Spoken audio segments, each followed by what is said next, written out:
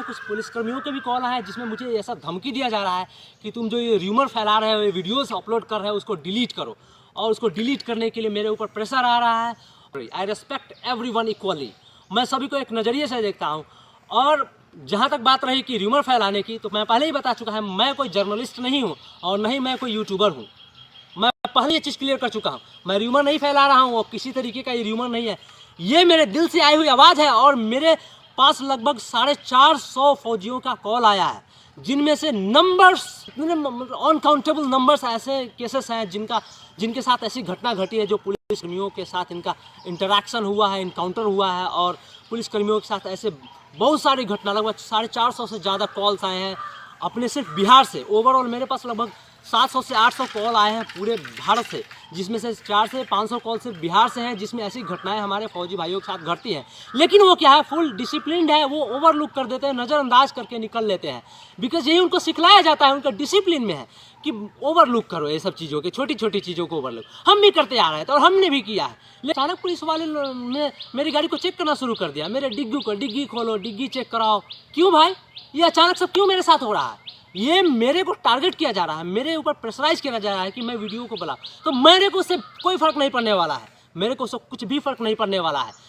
अभी मैंने पहले डिसाइड कर लिया कि या तो अभी नौकरी करूंगा तो सीना चौड़ा करके गर्व के साथ करूंगा कि मैं इस देश का जवान हूं, वरना इस वर्दी को समर्पित करके आ जाऊंगा वापस मुजफ्फरपुर में।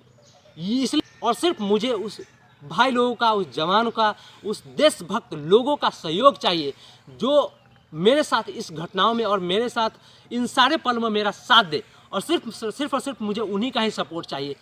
आप लोग जो मुझे धमकी दे रहे हैं पुलिसकर्मियों से, मैं ये पूछना चाहता हूँ, आप लोगों ने जो नियम कानून की धज्जियाँ उड़ाई है ना, मैं तो कोई वकील नहीं हूँ, लेकिन एक वकील से मिल करके आप समझ लीजिएगा, जितने आपने नियम कानून की धज्जियाँ उड़ाई है वो तो आपको भी पता है। लेकिन क्या है, आप उस चीज़ को छुपाने के लिए राधे श्याम जी के ऊपर आप बहुत सारे number of cases, false cases आप थोप रहे हैं। वो सभी जानते हैं, वो पूरा सिस्टम में जो दीमक लगा हुआ है ना, वो दीमक सिर्फ आप ही नहीं जान रहे हैं, हर एक नागरिक जानता है भारत का। आप समझ रहे हैं? और चाहता तो वो बंदा बहुत कुछ कर सकता था, चाहे वो फिजिकली हो या डॉक्यूमेंट के माध्यम से हो, ऑफिशियली हो, 323 के तहत हो या 99 CRPC के तहत हो या किसी भी तहत। आपने सिंपली सी चीज़ देखिए ना, आपने उसको अंडर कस्टडी में लिया, मोर देन 24 आवर आपने रखा कैसे? क्या आपको किसने ये ताकत दी? ये इंडियन कॉन्स्टिट्यूशन में आपने क्या आपको अधिकार दिया हुआ है कि आप किसी को सजा दें? अब है आपको अधिकार? मैं आपसे पूछना चाहता हूं कि आपके पास अधिकार है आप किसी को सजा दें? नहीं। आप एक सिविलियन को सजा दे नहीं सकते हैं, एक फौजी को रोड पे घसीट के मार रहे हैं और ऐसा बदसलूकी कर रहे हैं, और आप हमें धमकी दे रहे हैं और हमें प्रेशराइज कर रहे हैं। कोई फर्क नहीं पड़ने वाला है मुझे।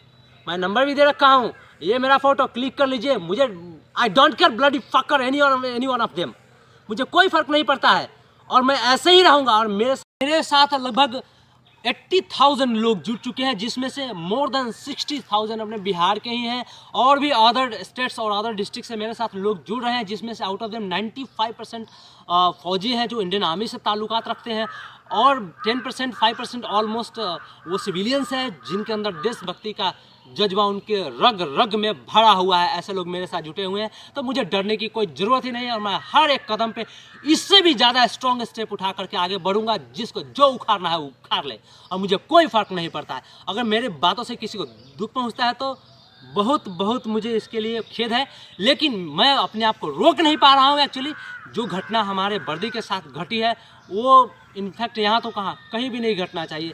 जितना रिस्पेक्ट दूसरे कंट्री में एक फ़ौजी की होती है ना, उसका 5% भी अपने यहाँ हो जाए ना, तो ये जो लाठी है ना, ये जवान है ना, ये जो अपने झंडे की लाठी है ना, इतनी मजबूत हो जाएगी कि चाइना, पाकिस्तान और अदर कंट्री क्या कोई माई का लाल इधर आँख उठा करके भी नहीं देखेगा।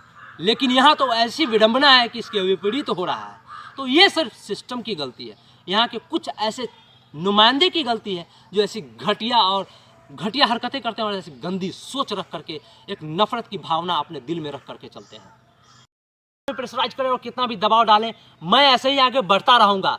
और जब तक मेरे साथ ये पूरे देशवासी हैं, पूरे देश के नागरिक हैं, ये जवान फौजी लोग मेरे साथ हैं, मेरा कोई बाल भी बाका नहीं कर सकता है।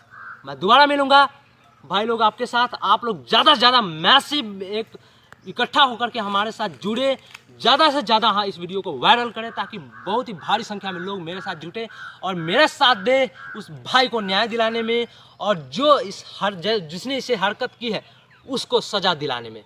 तब तक के लिए जय हिंद।